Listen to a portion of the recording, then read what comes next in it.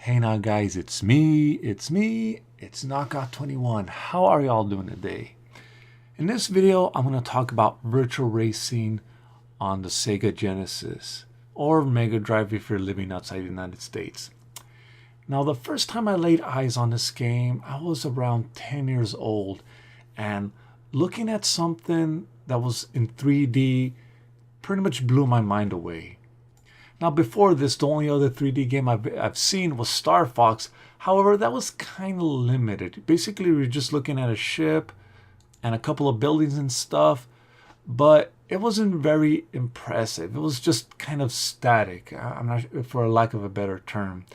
However, when a couple of months later, when I saw this game, I was like really blown away, because not only is the car moving, but the entire racetrack is moving. The entire world around you was moving, shifting and bobbing and stuff. And I honestly thought that this was like the best thing ever. Nowadays, this game doesn't really hold a candle to anything. It barely runs at 15 frames a second. But at the time, I was really impressed.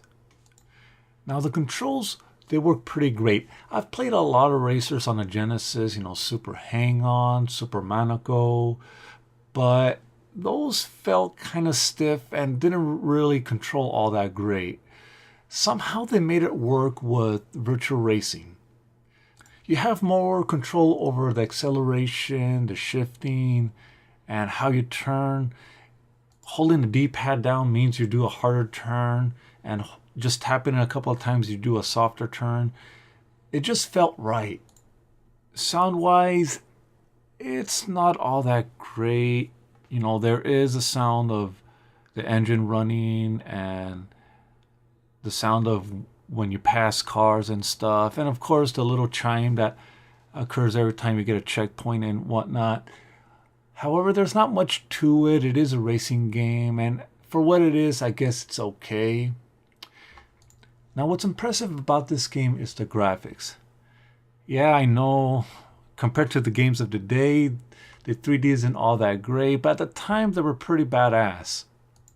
The game consistently ran at 15 frames a second. I've never noticed any drops in frame rate, and the draw distance is pretty good too, or at least a little bit better than that of Star Fox.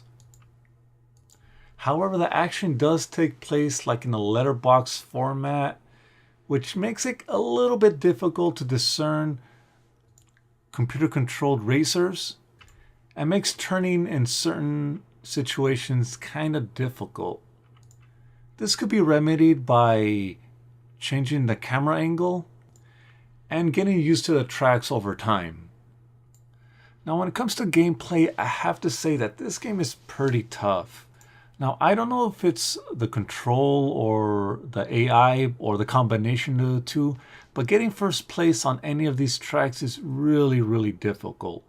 I only managed to get first place on the beginner track like just one time, and I barely managed to hold on to a sixth place position on the intermediate track. So if you want to get first on everything, you better know the ins and outs of each individual track and basically know the pattern of all the other cars you're racing against.